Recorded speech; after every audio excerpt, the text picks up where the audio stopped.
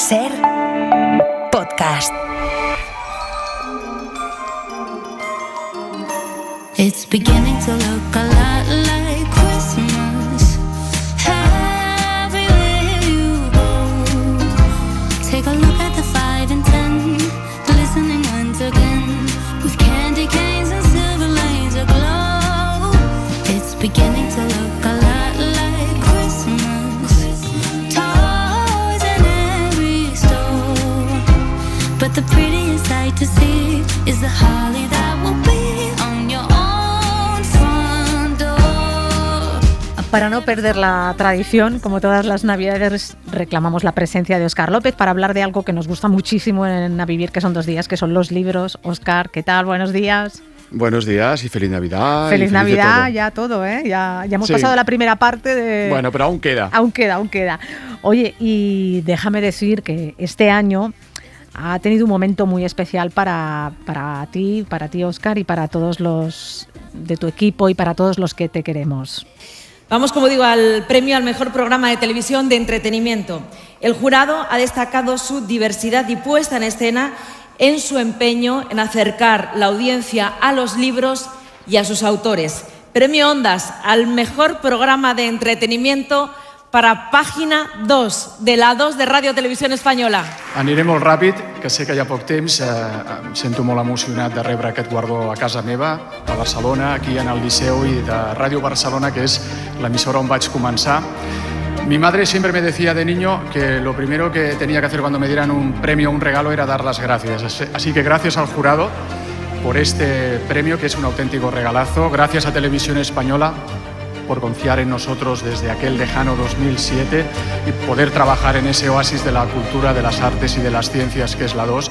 Gracias a Goroca, con Guille Cascante a la cabeza, porque siempre digo que en esta productora se hace magia, porque es como Hogwarts y la magia es fundamental en televisión. Y como no, gracias al equipo, a los que están aquí, a los que están ahí abajo y a todos los que han pasado a lo largo de estos años. Gracias por su entrega, por su talento, por su creatividad y por extensión. Dejad que les dé las gracias también a sus familias y les pida perdón por las ausencias y por el estrés con el que llegamos a casa, también a la mía. Y por último, dejadme que dedique este premio al periodismo cultural de este país. Nosotros somos unos privilegiados, pero hay muchos colegas de profesión, muchos periodistas culturales que están trabajando en una situación muy precaria.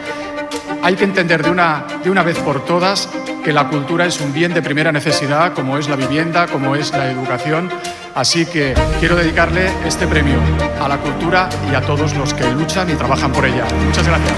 Bueno, me cachis la mar, que estoy por matar al de la música, que quería acabar contigo, pero tú no te dejaste. Yo no me dejé porque quería dedicarle el premio de todo corazón al periodismo cultural, sí, a la señor. gente que ha trabajado en el programa, es verdad, pero de una manera especial a este periodismo cultural que en general está siendo muy maltratado y que creo que, y me incluyo, hacemos una labor que es importante porque creo profundamente que la cultura efectivamente es un bien de primera necesidad. Lo vimos en la pandemia, lo vi yo hace unos meses rodando en Valencia con las zonas afectadas por la Dana, como el libro había sido de una gran compañía y de verdad que me apetecía muchísimo dedicarle el premio a mis colegas. Pues vamos ya con este club de lectura tan especial en el que vamos a repasar algunas de las novedades literarias más importantes del año con la ayuda de los autores y también de los libreros.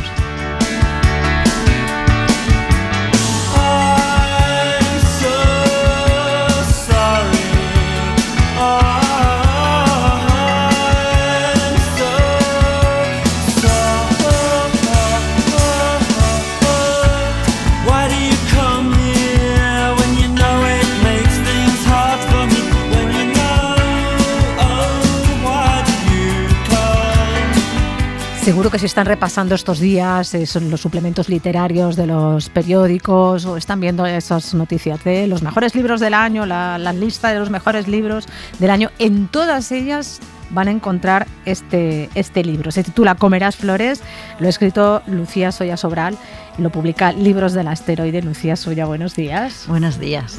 Óscar, ¿qué nos cuenta Comerás flores? Pues es la historia de una relación tóxica que transcurre en Galicia. Hay una joven de 25 años, Marina, que quiere ser periodista musical, y luego hay un tipo 20 años mayor, Jaime, tipo opuesto, brillante, de éxito, capaz de modelar esa relación que mantiene con Marina a su antojo. Y lo que hace la autora es llevarnos a través de esa relación y vemos cómo ese hombre logra seducir a las personas más cercanas a ella para lograr precisamente sus propósitos, ¿no? Pero esta novela no nos muestra un maltratador de manual. Yo creo que es uno de los grandes méritos. Aquí no hay violencia física, por ejemplo, ni tan siquiera nos muestra tampoco a una víctima arquetípica, ¿no? Ella tiene una familia, de hecho, Marina, y tiene una amiga a la que quiere mucho. Ella no está desamparada. Estamos frente a una novela muy repleta de grises, ¿no? De esas zonas desenfocadas, pero que no por ello impiden que muchas personas puedan verse reflejadas en ese tipo de relación que cada vez se vuelve más y más asfixiante a medida que avanza la novela. Porque Marina descubre precisamente que solo se siente segura cuando se refugia en él, y ahí precisamente es cuando ella nota que empieza la tragedia. Yo creo que sin duda, tú lo decías también, este va a ser uno de los libros del año. Oye, Lucía, justo antes de empezar, estábamos comentando, ¿no?, que nos venden el relato del Príncipe Azul. Durante, yo diría que milenios nos han vendido ese relato, y resulta que el Príncipe Azul a veces pues es un tirano oscuro. Sí, se nos destiñe por el camino. A nosotras se nos vende la idea de tener que encontrar a un prototipo así, sí. Y a ellos se les inculca también tener que ser protector, proveedor, y ya no encaja eso en la actualidad, si es que alguna vez lo hizo. Es que lo que decía ahora Óscar, esos grises que se pintan en la novela, porque sí que es verdad que el maltratador, digamos, es Jaime y la víctima es Marina, pero hay toda una zona de grises que es lo que es terrorífico, esos grises nos envuelven a todos, a cualquiera, en nuestra cotidianidad. Eso es lo terrorífico. Jaime no es maltratador todo el rato, también tiene cosas buenas y juega además con esa ambivalencia de recompensar, luego castigar, pero no es maltratador todo el rato, y sobre todo no lo es de puertas afuera, porque él necesita ese reconocimiento. Y ella tampoco es la víctima perfecta, porque no existe, y porque también tiene defectos, y también se mueve por sitios que quizá no la van a ayudar. Y luego hay una serie de circunstancias que también afectan a que esta relación pueda seguir adelante. Y tiene que ver, por ejemplo, con la muerte del padre que conocemos al principio del libro. Y Marina no ha podido hacer el duelo. Y yo creo que el hecho de no haberlo podido hacer la tiene absolutamente desubicada, ¿no? En una zona un poco donde ella no se siente nada cómoda y donde es más fácil, déjame decir, ser captada por Jaime. Sí, Jaime entra por esa herida. O sea, hay una vulnerabilidad muy grande en Marina, que es haber perdido a un padre siendo ella tan joven. Y además en vivir un duelo que no es el mismo duelo que el que vive la familia. La familia lo lleva en silencio sin ser capaz de decir, papá murió. Marina sí, Marina quiere decirlo porque quiere hablar de su padre y quiere hablar de cuando su padre estaba vivo. Para eso hay que aceptar que está muerto. Y por esa herida y por esa necesidad de una figura que la escuche, que la cuide y que también la proteja, incluso que tenga algo paternal, entra Jaime. Está bien que además el libro muestre también las brechas, las aristas que tiene Marina, porque yo estaba comentando, Óscar, que muchas mujeres nos sentimos identificadas con alguna de las cosas que cuentas, o porque lo hemos vivido, o porque el mismo hecho de ser mujer, sabes que puedes caer en eso por ciertas debilidades, bien de educación, bien de lo que se espera de ti, etcétera, etcétera. Pero también está muy bien que lean este libro los hombres, porque a la vez pueden identificar comportamientos y situaciones que ellos no le dan importancia o no valoran, ¿no? Yo le comentaba que una persona muy cercana, que es un hombre muy cercano, lo ha leído y se sorprendió de algunas cosas. Yo digo, es el mecanismo del maltrato a pleno funcionamiento, y él nunca se había parado a pensar en eso. Bueno, porque nos educan en esas dinámicas y también las normalizamos. Nosotras o las normalizamos o ni siquiera las detectamos, y si no las detectamos pues no las podemos verbalizar, y si no las podemos verbalizar vamos a repetir esos errores, y ellos también, porque nunca los señalamos. Aquí sí, aquí se muestran, y se muestran además contadas por una mujer que tampoco cumple el perfil que quizá esperábamos, pues por prejuicios, que es pues una chica sin recursos, quizás sin una red. No, lo que decía Óscar antes, tiene formación, tiene referencias feministas, tiene una red de apoyo a través de la familia y las amigas, y aún así cae en este tipo de relación. Porque Marina, como casi todos, somos víctimas de eso que nos han vendido, de que tenemos que encontrar el amor de nuestra vida, y si no lo encontramos somos unos fracasados. Marina coloca el amor romántico como su meta, y claro, cuando lo tenemos como meta es peligrosísimo, porque vamos a aceptar muchísimas cosas malas a cambio de conseguir ese objetivo. y parece que es fundamental que no estemos solos románticamente. Da igual los amigos que tengamos y la familia que tengamos que nos quiera, que si no hay pareja, algo está fallando. La mesa está coja. Y luego, ¿qué papel juega la diferencia de edad en este tipo de relaciones tóxicas? Aunque creo que en el caso de Marina y Jaime la mayor diferencia es la de clase, o sea, afecta mucho más la diferencia de clase. La diferencia de edad, claro, con 20 años y justo además en la edad y en el momento en el que está Marina, implica tener muchísima más experiencia y muchísimos más recursos, porque Jaime eso tiene muchísimo capital simbólico, que a ella le atrae mucho, pero también económico y social. Y claro, eso ella con 24 años todavía no lo puede conseguir. ¿Qué pasa con los personajes secundarios que rodean a la víctima? ¿Qué papel deben jugar? Y el papel que juegan precisamente en tu novela, porque ellos también caen, no todos, pero la mayoría, caen en las garras de esa seducción, de esa capacidad de seducción que tiene Jaime. Por lo que decíamos antes, precisamente porque Jaime no es maltratador 24 horas, como no lo es nadie, sobre todo cuando es un maltrato psicológico. Y además, él es experto en conquistar y en hacer sentir a cada persona única. Entonces lo hace con la madre, lo hace con el hermano, con la hermana. Con quien no lo logra es con la amiga Diana. Con Diana, la amiga íntima. Y ahí él va a utilizar otras armas, pues si no la puedo conquistar, entonces la voy a alejar. Y ahí, claro, pues las personas que están alrededor de la víctima, pues lo mejor que pueden hacer es esperar, quien se esté dando cuenta de lo que pasa, y quien no, pues eso, hablarlo. O sea, cuanto más lo hablemos, más fácil lo vamos a identificar, pero si no es muy, muy complicado. Lucía, ¿sobre qué experiencias reales está construida la historia de Marina? Porque esto está muy trabajado. Comencé revisándome yo a mí misma y revisando alguna que otra expareja y apuntando pues comportamientos que había pasado por alto, eso, o porque no los identifiqué o porque me dio muchísima vergüenza haber pasado por eso. Y una vez que los identifiqué, me senté con mis amigas, con amigas de amigas, cogimos un bisturí y empezamos a analizar a todos los ex, y de ahí salieron comportamientos que se repetían, como si hubiese un manual, y también esa sensación de vergüenza que nos pesaba a todas tanto. Y además de eso, pues trabajar con un psicólogo. Llevé a Marina a terapia, acabé yendo yo al mismo psicólogo que Marina, pero sí, básicamente le enseñé el personaje de Marina, su arco, y necesitaba hacer terapia con ella porque necesitaba entenderla para poder escribirla mucho mejor, sobre todo el principio, que era lo que más me costaba. Escribir desde la rabia, desde la solución, pues era más fácil, pero escribir cómo nos enamoramos de esas personas, ¿cómo entramos ahí? Eso me costó más y ahí necesité a un psicólogo. Hay una frase muy elocuente del libro que me gusta mucho. Dice: sabrás que lo que se acaba se acabó mucho antes y no se acabará del todo hasta tiempo después. Porque esta historia no se acaba solo con la separación. Claro, que eso es algo que creemos todas o todos, y ya no solo en una relación de maltrato. Cuando estamos en una relación creemos que la ruptura es el final, pero después de la ruptura pasan más cosas. Se acabó mucho antes, porque en realidad antes de tomar la decisión, y en el caso de Marina, antes de ser capaz de tomar cualquier camino, en realidad ya se está desenganchando de Jaime y ya es lo suficientemente consciente como para querer salir de ahí. Sí, pero por el camino también pasa por hacerse daño a sí misma, ¿no? Porque Marina también cae en un trastorno alimentario. Sí, que siempre hablamos de maltrato psicológico y yo creo que en este caso también hay algo de físico, porque en realidad es su mano la que provoca esa bulimia, pero es él el que la causa, con esos comentarios siempre hacia su cuerpo, regalándole ropa mucho más grande de la que necesita, comparando su cuerpo con el de su hija, que es también una cosa terrible. Guau, ¿qué relación con la hija, por ejemplo, también? Porque Jaime tiene una hija, Jimena, que tiene la misma edad que Marina, sí. Y ella no quiere quererla, sabe que lo fácil es empatizar, porque además Jimena es otra víctima tremenda de su padre. Jimena debería ser un espejo para que ella se diese cuenta de lo que le pasa, y lo que le hace Jaime a Jimena también se lo está haciendo a ella, pero ella decide tomar el rol de pareja de, y por lo tanto incluso de madrastra, y en esas cosas en común ella ve diferencias y quiere alejarse, porque es mucho más fácil alejarse de esa otra víctima que reconocer que ambas están viviendo con su verdugo. Ella decide no quererla. Sí.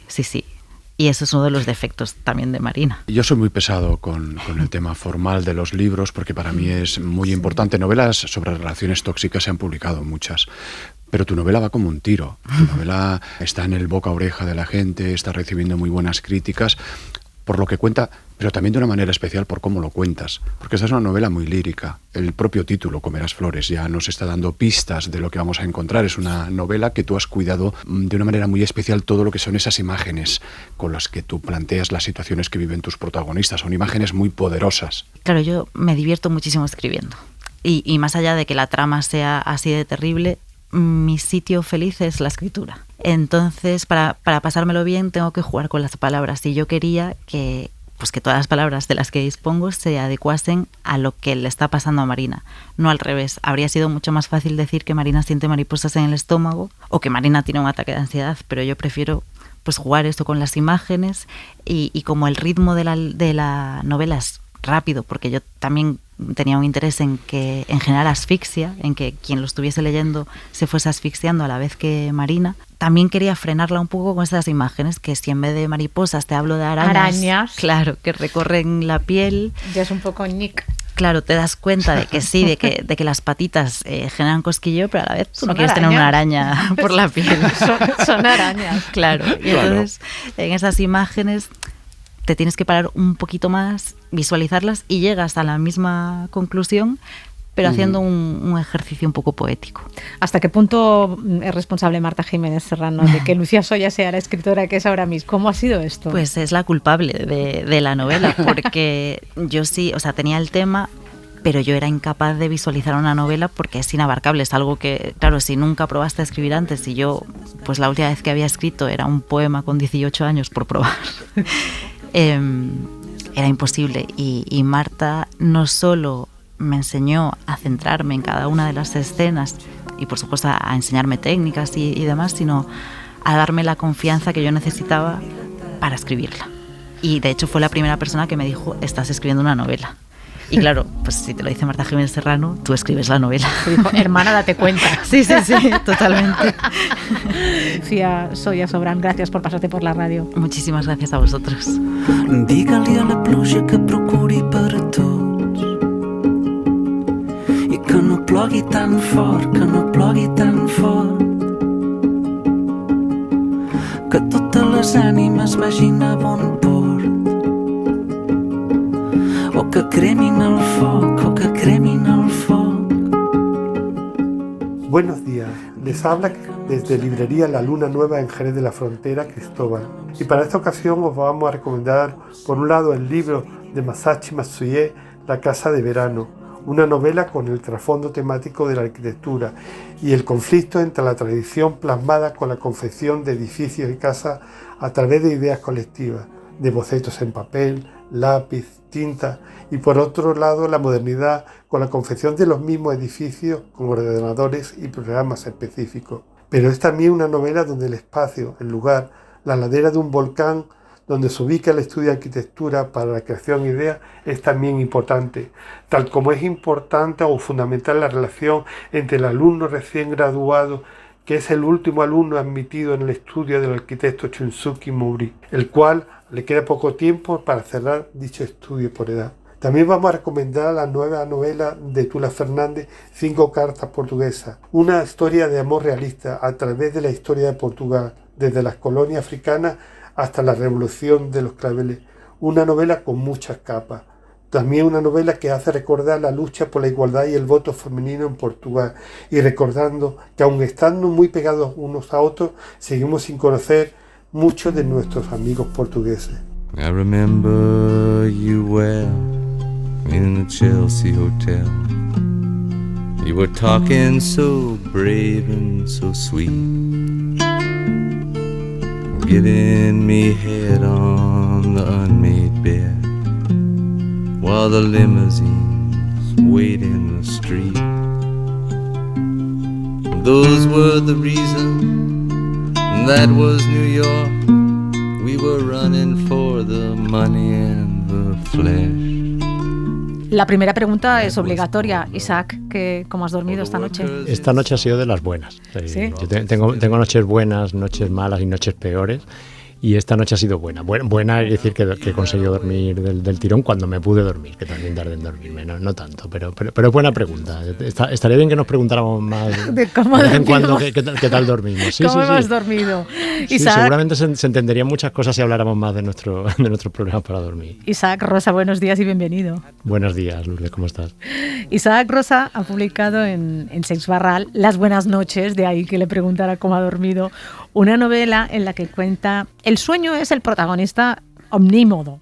Óscar, ¿qué nos cuenta Las buenas noches? ¿Qué vamos a encontrar en Las buenas noches? Varias cosas. De entrada es la historia de una pareja. Es una pareja que se conoce de madrugada. Imaginaos la situación en el bar de un hotel. Ninguno de los dos puede dormir. Sufren problemas de insomnio y las circunstancias les llevan a pasar la noche juntos, pero no se acuestan para tener sexo. Se acuestan juntos para dormir. Y de hecho se envían mensajes luego a partir de ahí donde escriben: necesito verte para dormir contigo, porque cada uno ya tiene su respectiva pareja, hay hijos, y eso que parece algo tan excepcional pues entra a formar parte de sus vidas, ¿no? De esos encuentros regulares que se van a ir produciendo a lo largo del tiempo, a lo largo de la novela. Y esta relación tan particular va trufada de mucha información sobre asuntos vinculados con el dormir, que el lector ya descubrirá, pero también aparecen otros temas muy de Isaac Rosa, ¿no? Que son, por ejemplo, la precariedad laboral, se habla del abuso de los alquileres, de la superproducción, de esta vida acelerada que todos llevamos, en fin, son todos esos temas que creo que son muy reconocibles para todos nosotros y que además estaremos también de acuerdo que son algunas de las principales causas del insomnio de este siglo XXI. Es que Óscar decía que en tu novela había muchas más cosas, como la precariedad, como esa existencia, bueno, pues del trabajador autónomo encima en temas culturales que va, como decía Remedios Zafra, ¿no? Acumulando una sábana sobre otra sábana y que hasta el final quedaba aplastado.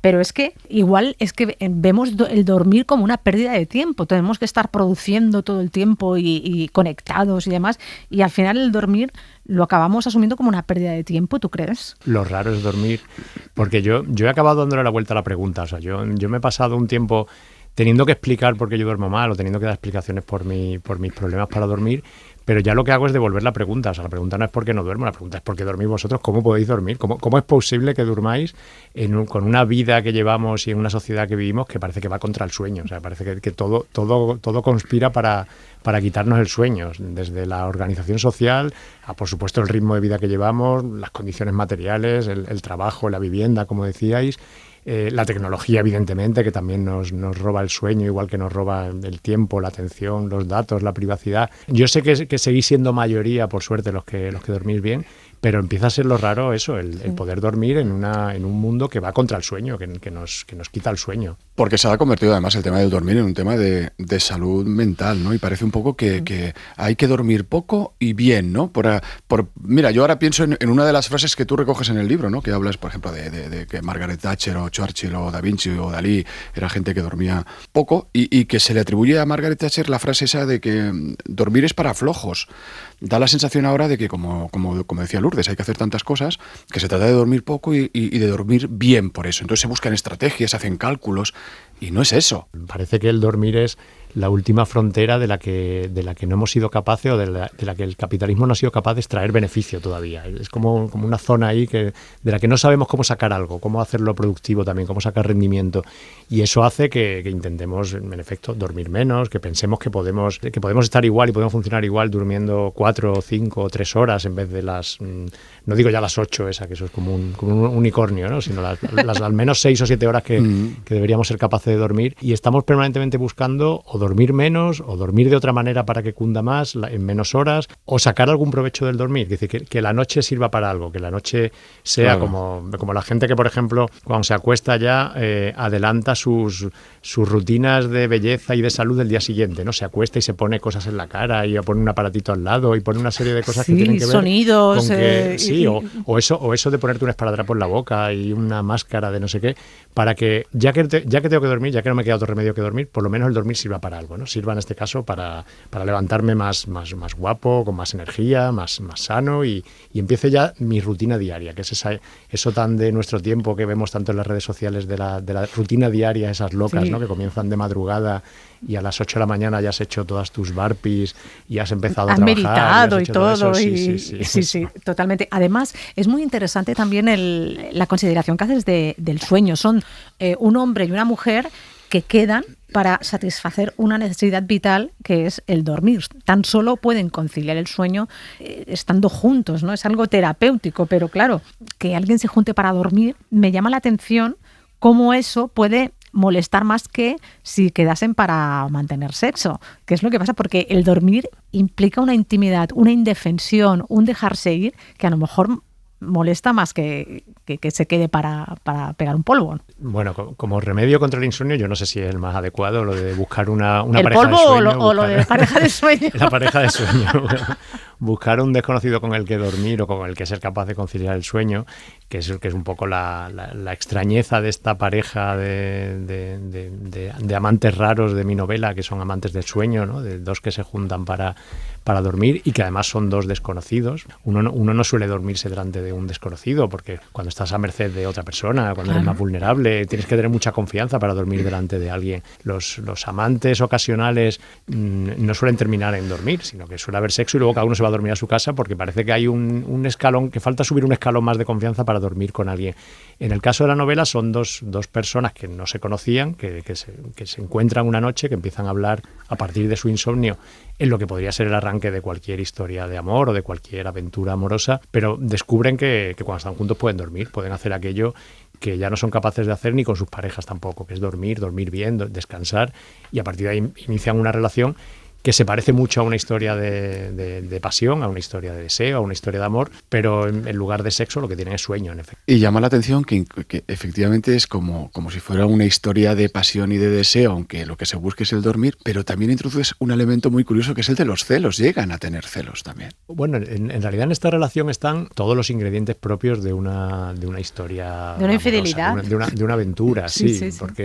Porque son dos personas que se conocen, que tienen una primera noche, que se levantan al día siguiente preguntándose qué pasó ayer, qué nos ha pasado, cómo ha sido posible esto, aunque en este caso lo que ha pasado es que se han dormido, y que tienen siguientes citas y que tienen un lugar de encuentro habitual y que hay un elemento de secreto, de clandestinidad, porque tienen sus parejas, en el que hay necesidad de verse, echarse de menos, hasta celos también, como decía Óscar. Entonces yo quería construir esta historia con las mismas piezas, los mismos ingredientes de una historia de amor, contada con la misma secuencia, dando los mismos pasos y hasta con el mismo lenguaje que una historia de amor. Lo que pasa que el quitar esa pieza que parece que es imprescindible para una historia de amor, que es el sexo, que parece la clave de bóveda sin la que se nos caería todo, y sustituirla por algo, en este caso tan anómalo como es el dormir entre desconocidos, pues hace que la historia se convierta en algo extraño, que los veamos como algo que casi no sabemos nombrar, que no sabemos si son amantes o no, que ellos mismos no se acaban de sentir como amantes, que no sienten, o a lo mejor es un autoengaño, no sienten que estén siendo infieles, que estén engañando a sus parejas. Otra cosa es lo que sus parejas piensen, claro. El pensar que tu pareja ya no solo no duerme contigo, no es capaz de dormir contigo, sino que además ha encontrado a alguien con quien dormir. Hay que ponerse también ahí, en ese lugar. El libro también funciona como una especie de diario del sueño. A mí a veces me recordaba un poco a Bridget Jones cuando decía un cigarro, 2 copas de vino. Y, por ejemplo, el 19 de marzo das una serie de consejos para dormir mejor.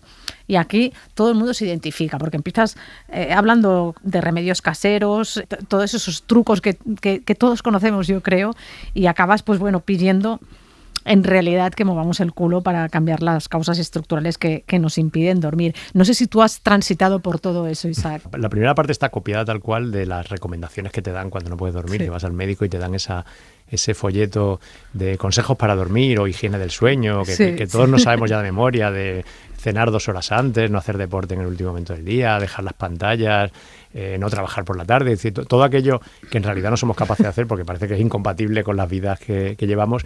Y yo lo completo con otras recomendaciones o con otros remedios, otras medidas que son más de tipo político y social y que también nos harían dormir mejor, ¿no? O sea, está muy bien no cenar 2 horas antes de acostarte o quitar las pantallas, todo eso ya lo sabemos, pero también estaría muy bien facilitar el acceso a la vivienda o trabajar menos horas o tener una serie de garantías sociales, democráticas, que nos devolverían el sueño también o que nos harían dormir mejor. Claro, llegar a final de mes, por ejemplo, que ese es un tema que quita mucho el sueño. Y si no, siempre queda el recurso, lo habéis comentado al principio, creo, el tema de las pastillas, que este es un tema que también está presente en el libro, muy presente, porque es un tema muy paradigmático de España. Sí, es el país que más benzodiazepinas se receta creo que del mundo. Es un dato muy, muy asombroso. O sea, yo recuerdo que cuando me lo encontré lo tuve que buscar en distintos sitios para confirmarlo, porque me parecía un dato muy chocante. Me costaba creer que seamos el país del mundo, como digo, no de Europa, sino el país del mundo que más consumo per cápita tiene de benzodiazepinas, o sea, de productos para dormir y para la ansiedad también. Y eso, claro, eso de repente nos resulta muy chocante, siendo además un país que presume de calidad de vida, de que tenemos muchas horas de luz, buena alimentación, una esperanza de vida cada vez más larga, y sin embargo tenemos un problema con nuestra, en este caso con nuestra salud mental, con nuestros problemas para dormir y con la ansiedad. Pero al mismo tiempo que tenemos un récord de consumo de productos para dormir, de sustancias, de medicinas, también tenemos unos niveles altísimos de lo contrario, de productos, medicinas, sustancias para despertarnos, para estar activos, para estar excitantes, de todo tipo. Lo mismo medicamentos que drogas. Entonces, una sociedad que consume masivamente productos para dormir y para despertarse, productos para relajarse y productos para activarse o excitarse, es una sociedad que tiene un problema si estamos tomando pastillas para acostarnos y pastillas para levantarnos. Isaac, también hay una cierta, creo que muchas veces, idealización del insomnio. Antes lo mencionabas, ¿no? Las pocas horas de sueño que dormía Margaret Thatcher, los creadores.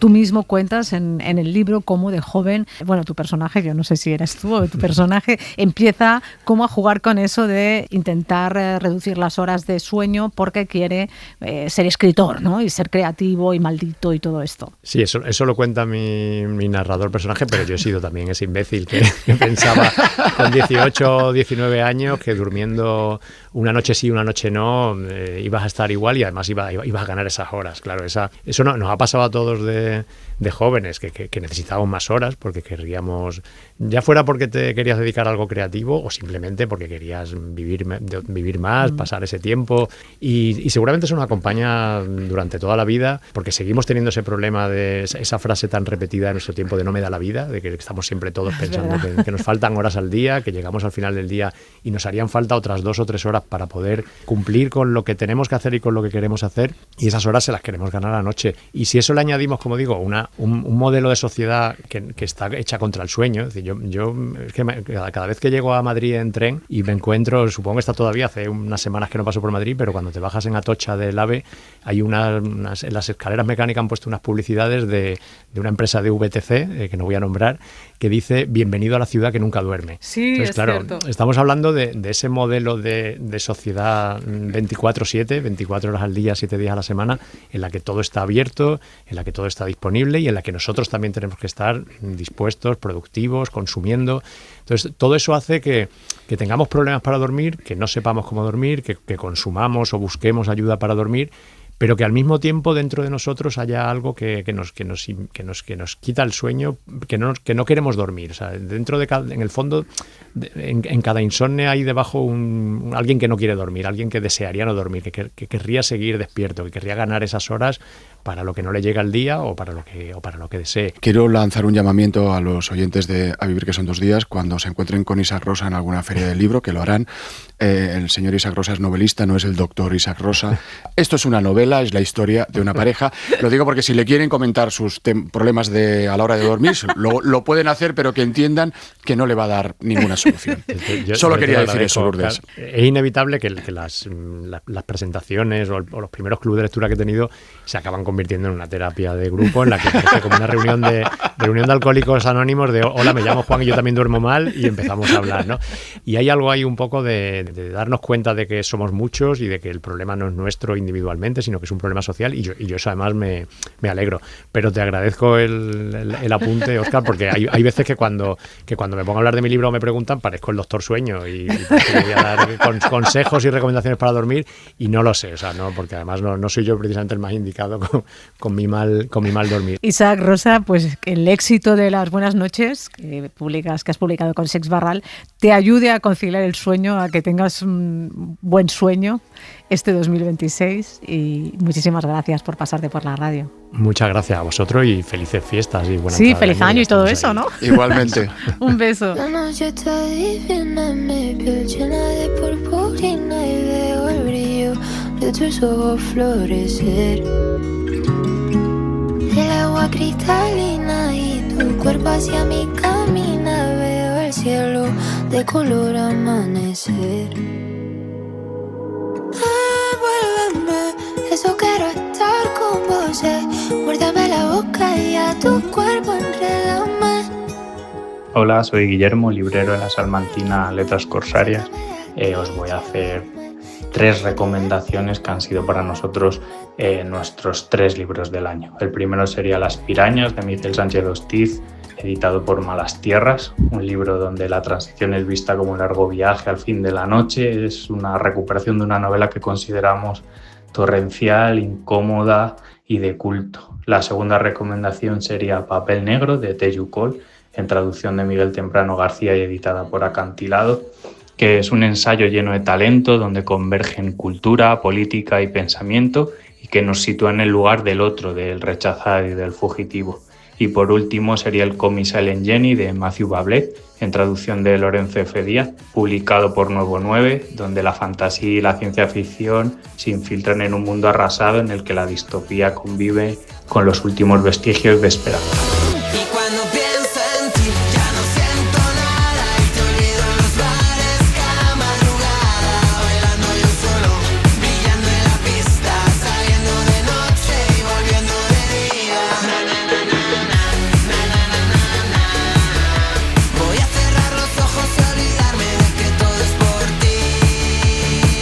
Óscar, ¿te acuerdas que el año pasado estuvimos hablando con David Oclés, que nos venía a presentar La península de las casas vacías? Uh-huh, sí. Estábamos hablando con él y luego ha sido una de las grandes novelas de estos meses, de este año. También en algún momento hemos hablado del Sueño del jaguar, de Miguel Bonnefoy. Sí. Y hace unos meses nos llegó una novela de la que vamos a hablar hoy, que nos impactó también muchísimo porque... No sé si te parece, Óscar, que ha vuelto, hay como una especie de revival del realismo mágico, o es que nunca se ha ido. Yo creo que nunca se fue, pero hay que reconocer que es un realismo mágico 2.0, ¿eh? Porque aunque es verdad que la sombra del boom y de García Márquez es muy alargada, yo creo que hay escritores que han decidido abordarlo, pero haciendo lo suyo, ¿sabes? Adaptándolo a las propias tradiciones, a las propias supersticiones y folclore que hay aquí en España, porque en España también se ha gestado un realismo mágico que estaba ahí. Es un realismo mágico muy particular que lo único que necesitaba es que fuera rescatado, ¿no? Y de alguna manera eso es lo que han hecho estos autores que tú estabas comentando, sobre todo en el caso de Oclés y de nuestro invitado, de Jaime Riba. Porque la novela de la que vamos a hablar es Urraca, Urraquita, Urraquitita, que ha publicado la editorial Dos Bigotes y su autor nos acompaña esta mañana, es Jaime Riba. Buenos días, Jaime. Buenos días, ¿qué tal estáis? Bienvenido, muy bien. Muchas gracias. Aquí muy a gustito hablando de libros. Óscar, ¿qué nos cuenta esta Urraca, Urraquita, Urraquitita? Estamos en Ventaquemada, que es un pequeño pueblo perdido y dejado de la mano de Dios. Allí vamos a conocer enseguida, allá al principio de la novela, Doña Urraca, que es una anciana que la vemos aferrada a un naranjo esperando la muerte, porque ella sí sabe cuándo va a morir, qué día exactamente, y a través de ella, de su nieta Motita, de su hija Teresa la Ternerona, o de sus padres, de Juan Celestino y María de los Milagros, vamos a conocer cómo se gestó esa familia, cómo llegaron los abuelos a este pueblo en 2 mulas, y donde parecían estar solo de paso. Siempre era, el marido Celestino siempre decía, no, si solo estamos de paso, no hagas nada, le decía a la mujer, ¿no? Y al final va pasando el tiempo, vamos a vivir la dureza de esa vida rural, lo asfixiante que pueden resultar a veces esas mentalidades cerradas que todo lo escrutan, ¿no? Esos miedos ancestrales que están presentes también en esas pequeñas comunidades, en esas comunidades reducidas. Se habla en la novela de la memoria, se habla de lo real y de lo imaginado. En fin, son muchos los temas que aborda Jaime y que surgen en esta novela, donde por encima de todo yo me vais a permitir que destaque la parte formal, porque para mí es una novela que debe ser leída en voz alta, porque es una novela donde la oralidad es fundamental a través de esos diálogos que tienen los personajes, que además están repletos de andalucismos, que le dan un tono muy poético y muy deslumbrante a la vez, ¿no? Y no quiero acabar sin destacar también que, aunque estamos ante un profundo drama rural y psicológico, en esta novela no falta el humor. Jaime, ¿el realismo mágico era algo buscado o es que te salió así, te manó así la historia de dentro? El realismo mágico, claro, decís, nunca se ha ido. Es que yo creo que el realismo mágico se lee, se ve también, porque muchas veces se olvida que nació en la pintura, dicen. Pero el realismo mágico yo creo que está un poco intrínseco en nuestra propia vida, ¿no? Al final, ayer precisamente hablando con otro grandísimo escritor, Luis Mario, de que su obra es Calabobos, él decía que a él le habían enseñado en el colegio todas las tradiciones de Cantabria, que es de donde él es, y no le hablaban en pasado, le decían, no, porque tal personaje vive en las montañas, ¿no? Entonces vino, sin más. Yo no era capaz de contar esta historia casi mitológica sin servirme del realismo mágico. Es que en definitiva el lector puede pensar que este pequeño pueblo, Venta Quemada, tiene aires de Macondo, ¿no? Aunque seas un Macondo distinto, ¿eh? Pero es tu propio Macondo, Jaime. Sí, que te has creado tú. Son palabras mayores. Yo tampoco quería hacer un Macondo. Y bueno, y un Macondo tampoco se hace de la noche a la mañana, ni menos con una novela, ¿no? Pero sí es cierto que Venta Quemada para mí se ha convertido como en una especie de una idea de pueblo, ¿no? Sin caer en un estereotipo. Yo solamente pensaba en una frase que me repitió una vez una profesora que tuve, que decía, cuanto más personal, más universal. Y tenía razón. Entonces yo quería sumirme en ese pueblo personal, pero hacerlo de una manera que pudiera llegar a cualquier persona que hubiese tenido un pueblo o hubiese estado alguna vez en un pueblo, se pudiese reconocer. Y es bonito ver que me escribe gente de toda España, incluso de otras partes del mundo, para decirme, ay, es que estás hablando de mi pueblo.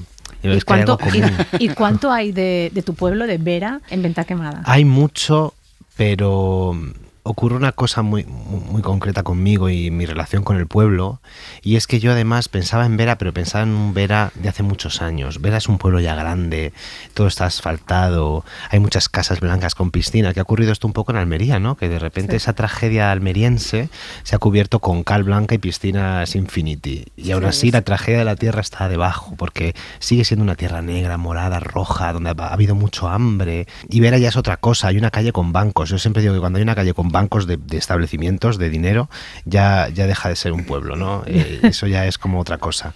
Pero yo me imaginaba en Vera hace unos años, que yo no la conocí, y escribía desde ahí. Óscar, también yo cuando leía, veía...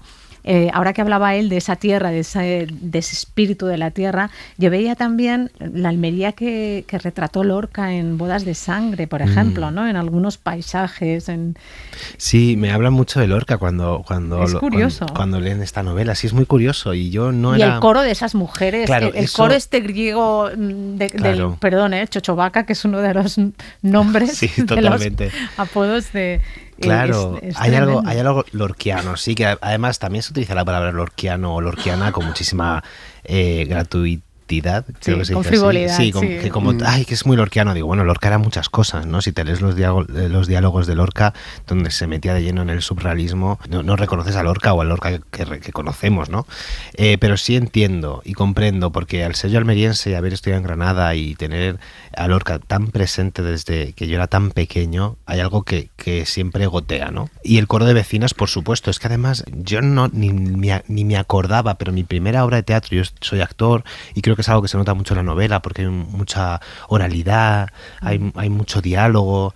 Mi primera obra, yo no me acordaba, fue La zapatera prodigiosa, donde hay un coro de vecinas, que es un coro griego, realmente. Y entonces yo, claro, cuando leo La Urraca y veo que incluso la Chochovaca, ese personaje que tiene un nombre además tan feo y ya la define de por sí, se hace llamar a sí misma Corifeo, que es esa figura que unía en el coro griego el coro con los personajes, ¿no? Era ese enlace. Sí.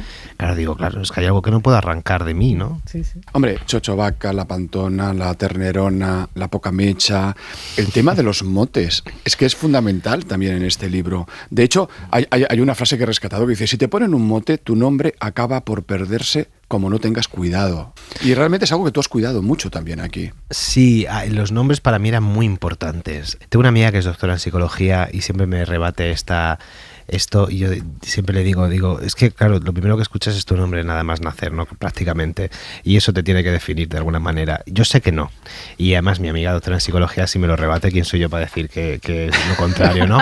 Pero al igual que en esa nota de autor donde digo que mi abuela me contaba historias que evidentemente eran mentira, pero yo decidí creo en esto, ¿no? Firmemente. Entonces, para mí los nombres de los personajes, tanto en teatro como en novela, siempre tienen una importancia, ¿no? Siempre tienen un peso. Doña Urraca no se llama Doña Urraca porque sí. Hay, por supuesto, algo directo hacia esa Doña Urraca, la primera reina de Europa, reina de León, que no contamos la historia de Doña Urraca la reina, pero tiene una fuerza y tiene 2 R's en el nombre. Sí. No puedes... Claro, es como fuerte. Hay una fuerza, ¿no? Sí. Yo sé que Doña Urraca es un personaje fascinante y que además lo marca todo, lo baña todo en el libro, pero es que hay otras mujeres y al final la sensación que tengo es que tus personajes femeninos le dan un baño a los masculinos. Totalmente, sí. Son mujeres poderosísimas. Sí, el otro día, bueno, hace ya le preguntaban a Isabel Allende, no le preguntaban, contaba ella que siempre le preguntaban que de dónde salía la referencia de sus personajes femeninos. Ella contestaba, pues que solo estoy rodeado de ellos, o esa fuerza no la tengo que buscar porque la veo. Mi amiga Portillo, que es mi amiga Portillo, no es María Esther, es Portillo, que yo llegaba a su casa y decía, ¿dónde está tu abuela? Y con 90 años decía mi amiga, mira, está allí. Y yo miraba y estaba subida en un árbol que se había subido a coger castañas, o arrastraba sacos para llevar a las cuadras. Una mujer de 90 años que además era muy bonito porque iba entera vestido de negro, pero siempre llevaba un punto que la sacaba del costumbrismo, que eran las Converse viejas de mi amiga.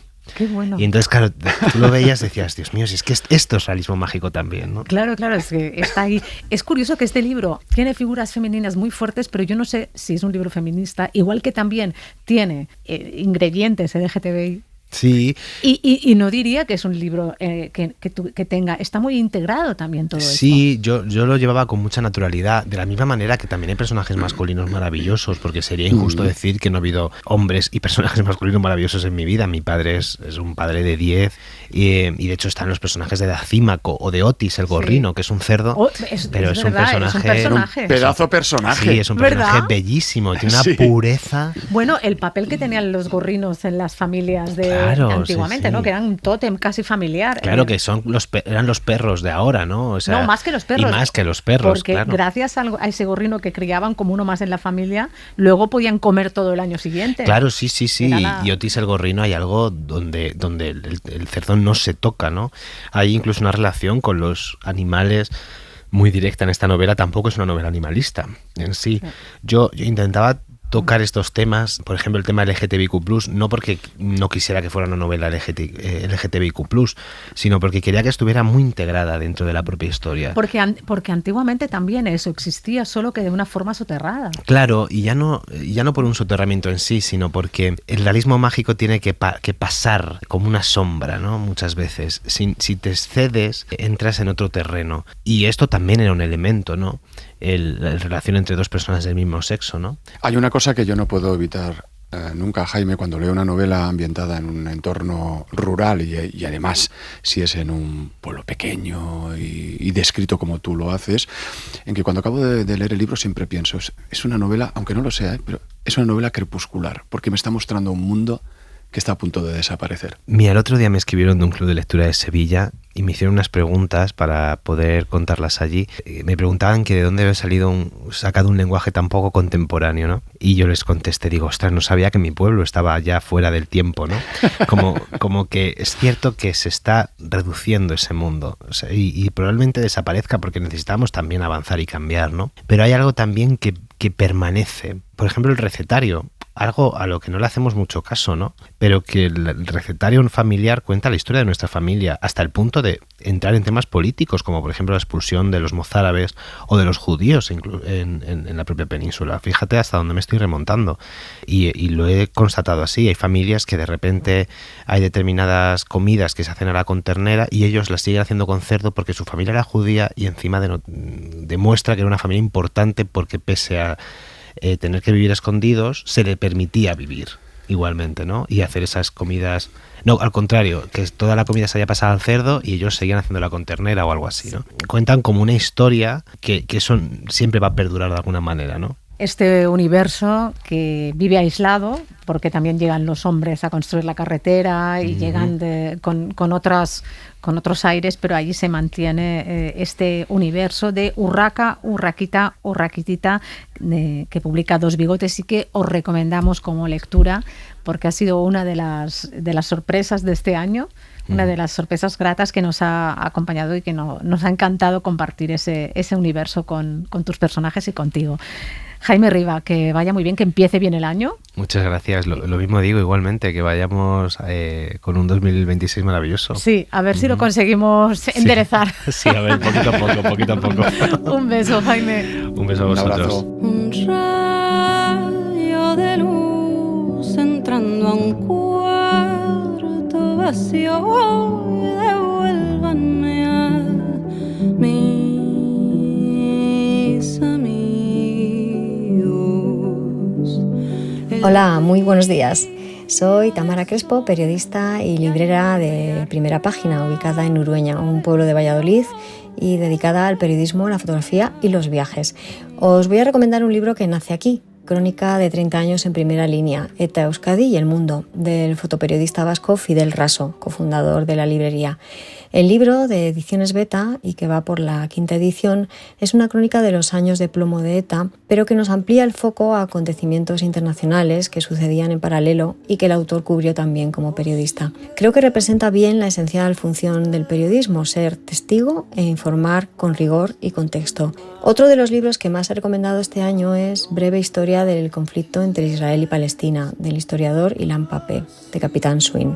Es un magnífico resumen de esos que solo puede hacer alguien que ha investigado y sabe mucho, con todo lo esencial y necesario para comprender una historia envuelta en la manipulación, la confusión y la mentira. Me atrapó la madrugada, hechizado de tramontana. Estoy rendido al acelerón, no es divertido. Desjugado la piel por una vida insólita. Hoy me dejo llevar, me someto a la música. Esa noche corrí mejor de los caminos, ponía la 100, ahora ponen el freno. Bueno, pues hasta aquí este primer club de lectura navideño en A Vivir, que son 2 días. Van a venir más, no se preocupen. Y antes de despedirnos, Óscar, aunque sea así brevemente, ¿qué debemos de destacar de lo que nos ha dejado este 2025? Hombre, libros como el de Javier Cercas, El loco de Dios en el fin del mundo, el viaje que hizo con el anterior Papa, el libro de Paco Cerdá, por ejemplo, Presentes, que ha sido Premio Nacional de Narrativa, me gustó mucho Oposición de Sara Mesa, los maravillosos cuentos de Cristina Fernández Cuba, que acaban de aparecer hace poco, El puente donde habitan las mariposas, un ensayo de Nazaret Castellanos que se está vendiendo muchísimo también. Ha sido el año en el que ha muerto Vargas Llosa, José María Gelbenzu, Frederick Forsyth. También ha sido el año de premios como el de Eduardo Mendoza con el Princesa de Asturias, o Luis Alberto de Cuenca con el Reina Sofía, o Gonzalo Celorio, que va a venir pronto a nuestro país, que ganó el Cervantes. Yo creo que ha sido un año literariamente muy, muy rico. Pues nada, Óscar, te esperamos aquí el próximo domingo, que oye, ya estaremos en 2026. Por Dios, ¿cómo pasa el tiempo? Adiós. Look how far we've come from yesterday. Some things are forever. Feel it now. The future is ours to make.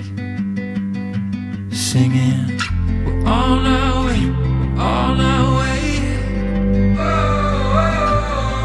Side by side, every day. We'll go far as long as we got each other to discover this world we're making now together. So let's start today. Let's start today.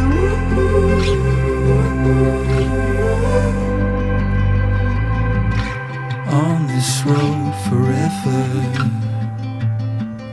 full of heart, we never have to change. Singing, we're on our way, we're on our way, side by side every day. We'll go far as long as we got each other to discover this world we're making now together. So let's start today. Let's start today. Let's start today. Let's start today. Let's start today. Para no perderte ningún episodio, síguenos en la aplicación o la web de la SER, Podium Podcast o tu plataforma de audio favorita.